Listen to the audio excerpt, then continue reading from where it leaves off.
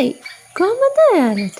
අද අපි ක්‍රීමි රසවත් අලිපේර ස්මූදි එකක් හදමු. මුලින්ම ඇට ඉවත් කරගෙන අලිපේර මදය බ්ලෙන්ඩර් එකකට දාගමු. ඊළඟට අලිපේර ස්මූදි එකට හොඳ ක්‍රීම් බවක් එකතු කරගන්න අපි යෝගට් එකතු කරගමු. දැන් රස අනුව සීනි එකතු කරගමු. ඊළඟට ෆ්‍රෙෂ් මිල්ක් එකතු කරගමු.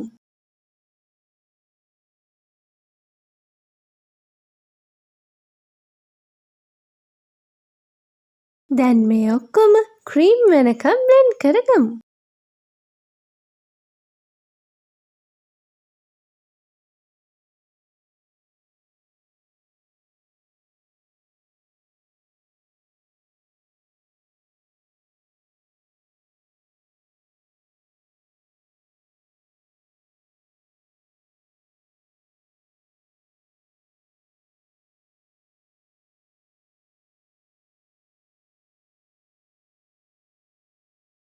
මේ වීඩියෝ එක අනිත් අයටත් බලන්න, ෂෙයා කරන්න, ලයික් කරන්න, කමෙන්ට් කරන්න. මේ වගේ තවත් වීඩියෝ බලන්න කැලිස්ටා ප්ලස් YouTube channel එක සබ්ස්ක්‍රයිබ් කරන්න.